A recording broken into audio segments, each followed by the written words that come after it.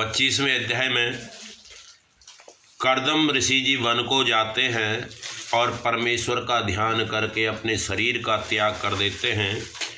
कपिल देव मुनि का वचन सुनते ही कर्दम ऋषिवर उन्हें दंडवत करते और परिक्रमा करके वन में चले जाते हैं और जाते समय अपनी पत्नी देहूति से कह जाते हैं कि अगर तुम्हें किसी बात का मन में संदेह हो तो कपिल देव मुनि से ये सारी बात पूछ लेना।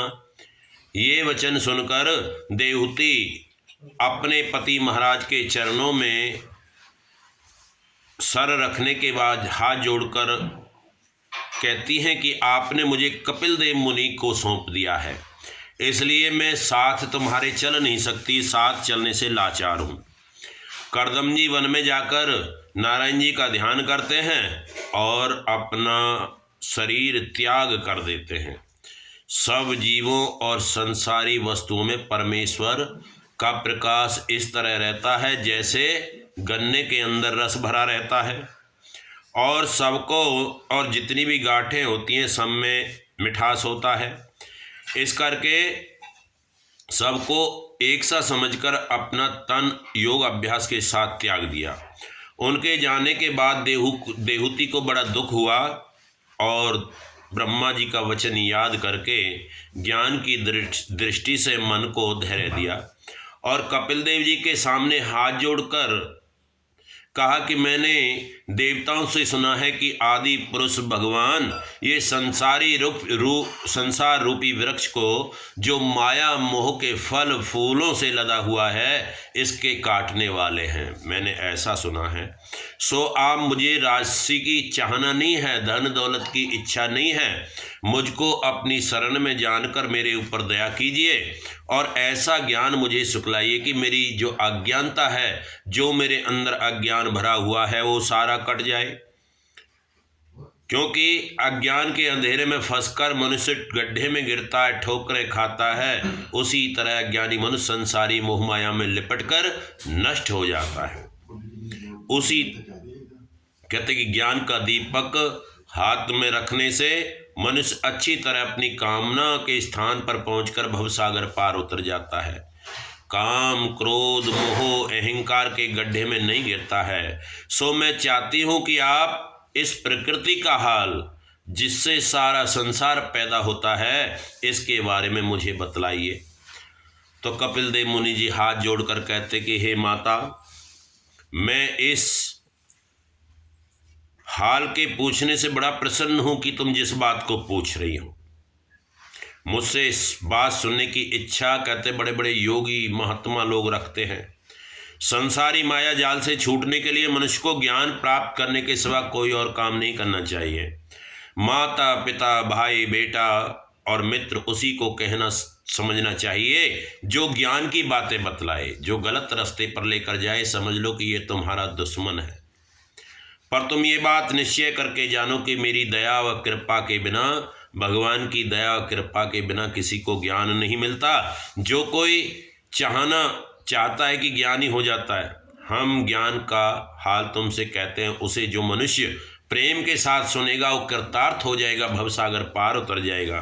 हे माता, जो लोग काम क्रोध मोह लोभ के चक्कर में फंसे हुए हैं उनको नरक भोगना पड़ता है और 84 लाख योनियों में उसको जन्म लेना पड़ता है। जन्म से लेकर बुढ़ापे तक, मरने तक उसको दुखी दुख प्राप्त होते रहते हैं। अपने तन में उसी परमात्मा का प्रकाश समझना चाहिए। कहते कि ज्ञान प्राप्त हुए बिना काम क्रोध आदि वश में नहीं हो सकते। जो लोग विरक्त होना चाहते हैं वैराग्य धारण करें, कम बोलें कम खाएं, परमात्मा का भजन करें।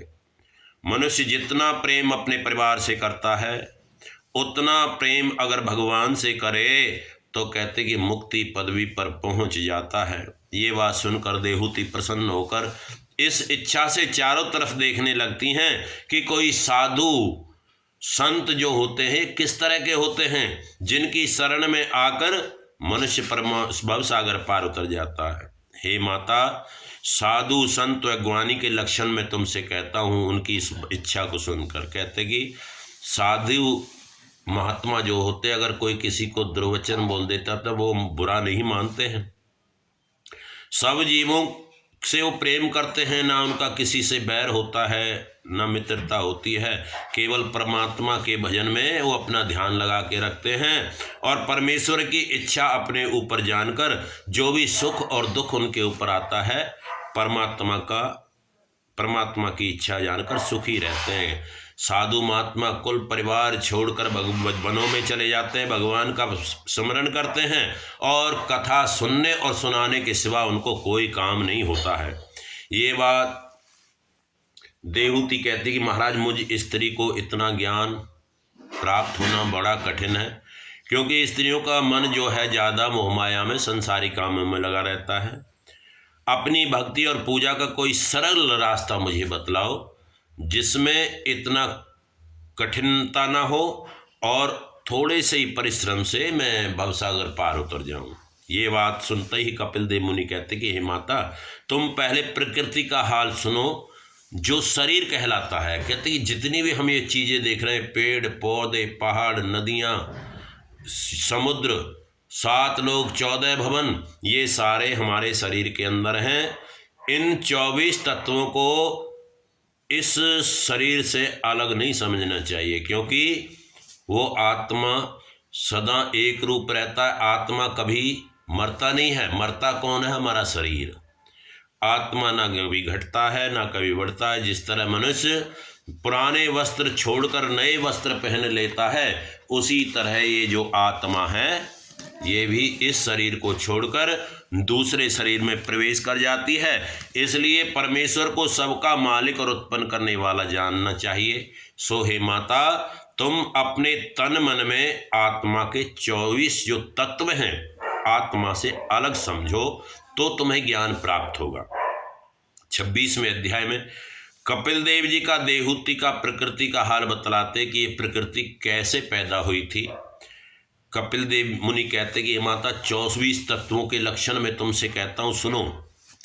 जिनके जानने से आत्मा और शरीर का भेद अलग अलग हो जाता है कि ये आत्मा क्या चीज़ है, शरीर क्या चीज़ है। जब नारायण जी का प्रकाश सब जीवों के अंदर होता है, तब वो आदमी चलता है, खाता है, पीता है, दूसरे काम करता है। और जब भगवान इस प्रकाश को अपने मनुष्य के शरीर से खींच लेते हैं तो कटे हुए पेड़ की तरह गिर पड़ता है और उस शरीर का कोई फायदा नहीं होता है। जब तक आदमी को ज्ञान प्राप्त नहीं होता, तब तक वो अज्ञान के अंधेरे में फंसा रहता है। जिस तरह लकड़ी के अंदर आग छुपी हुई होती है, किसी को दिखाई नहीं देती, उसी तरह कहते कि कोशिश करने से लकड़ी को जलाते हैं, उसमें से आग निकलती है, तभी पता लगता है कि भाई लकड़ी के अंदर आग है। पर ज्ञान की दृष्टि से आग को, लकड़ी को अलग समझना चाहिए, क्योंकि जब तक मनुष्य बोलता है, शरीर बोलता हुआ जो तन के अंदर आत्मा रहता है, तब तक इस इंसान के लोग शत्रु हैं, मित्र हैं, पुत्र हैं, बेटी हैं, परिवार के रिश्ते हैं। और जिस दिन ये शरीर गिर जाता है तो सारे अलग हो जाते हैं, या आत्मा भी अलग हो जाती है। फिर कोई किसी का भाई नहीं, कोई किसी का पिता नहीं, कोई किसी का माता नहीं। कहते कि जिस वक्त ये शरीर से आत्मा निकलती है, या तो शरीर गल सड़ जाता है, या इसको जला दिया जाता है, या इसको मिट्टी में दबा दिया जाता है। केवल अविनाशी आत्मा ही जो है वो हमेशा सदैव स्थिर बनी रहती है। नश्वर जानकर इस शरीर को इससे प्रेम नहीं करना चाहिए। कहते कि सतोगुण, रजोगुण और तमोगुण उसमें मिल जाते हैं। कहते कि सतोगुण जब इंसान को होता है तो अच्छे कर्म करता है, दान पुण्य करता है, माता पिता की सेवा करता है, गुरुओं का आदर सत्कार करता है, और उसका मन परमेश्वर की भक्ति में लगा रहता है। किसी के बुरे वचन बोलने पर वो कभी किसी का बुरा नहीं मानता है।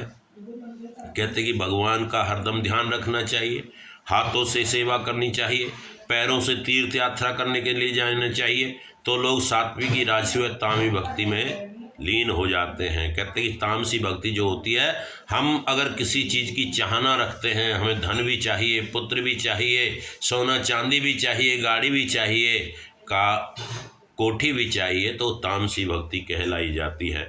तो कहते कि हे माता, तुम मेरी नवधा भक्ति करो, जिसमें किसी चीज़ की कोई इच्छा ना हो, वो वाली भक्ति करो, तो उससे परमात्मा प्रसन्न होते हैं और धीरे धीरे आदमी को ज्ञान प्राप्त हो जाता है। अगले अध्याय में कपिल देव मुनि जी देवहूति को योग ज्ञान सिखलाते हैं। हे देवहूति, अब मैं सांख्य योग का ज्ञान तुमसे कहता हूँ, मन लगाकर सुनो, पर तुम इस ज्ञान को बहुत अच्छा जानकर किसी दूसरे से मत कहना, क्योंकि दूसरे लोग तुम्हें मूर्ख समझेंगे। इस करके अगर तुम्हारे मन में सबसे पहले ये होना चाहिए कि इस जो संसारी व्यवहार है सब झूठा है, सिर्फ जीते जी के रिश्ते नाते हैं, मरने के बाद कोई किसी का नहीं होता। जिस तरह कोई मनुष्य किसी स्त्री से जागते समय मिलने की इच्छा रखता है और ध्यान में सो जाता है, तो सपने में वही स्त्री उसको दिख जाती है, और जब आंख खुलती है तो स्त्री गायब हो जाती है। तो इसी तरह ये संसार भी झूठा है। जब तक आदमी का शरीर जीवित है तब तक सारे रिश्ते नाते हैं, और मरने के बाद कोई किसी का नहीं है। सिर्फ पाप पुण्य मनुष्य के साथ जाता है। इसके बारे में एक इतिहास सुनाते हैं कपिल देव मुनि जी। कहते कि एक मनुष्य लकड़ी का बोझा वन से काटकर अपने सिर पर रखकर बेचने के लिए जाता था। रात को उसको रास्ते में उसको प्यास लगी, तो एक कुएं के पास वो आकर बैठ गया और पानी पिया। कहते कि वहाँ से एक आदमी घोड़े पर चढ़कर जा रहा था, तो वो सोचता है कि भाई ऐसा ही घोड़ा अगर मेरे पास होता तो मैं भी घोड़े पर बैठकर जाता, लकड़ियाँ सिर पर ना रखनी पड़ती और घोड़े पर ही लकड़ी को लेकर जाता। तो ऐसे ही करते करते कुएं के पास उसको नींद आ गई। जब नींद आ गई तो सपने में वही बात उसको घोड़े पर सवार आदमी दिखने लगा। तो कहते जैसे वो घोड़े पर बैठ के खुद जा रहा था और बड़ी तेजी से घोड़े को लेकर जा रहा था, तो सपने में क्या हुआ कि घोड़े को ठोकर लगी, घोड़ा गिर पड़ा और वो आदमी भी गिर पड़ा। तो सपने में कहते कि जैसे ही घोड़ा गिरा तो वो भी उछल के एकदम डर गया और कुएं के अंदर जाकर सोता सोता गिर गया, हाथ पैर टूट गए। अब सपने में घोड़े पर चढ़ना तो झूठा था, लेकिन जो हाथ पैर उसके असली में टूटे वो सच था। इस करके कहते कि धन दौलत का कभी भी अहंकार नहीं करना चाहिए और इस संसार को सपने की तरफ छोड़ देना चाहिए। हे माता, ये बात ज्ञान की दृष्टि से आँखों से देखकर सोच विचार कर काम करना चाहिए।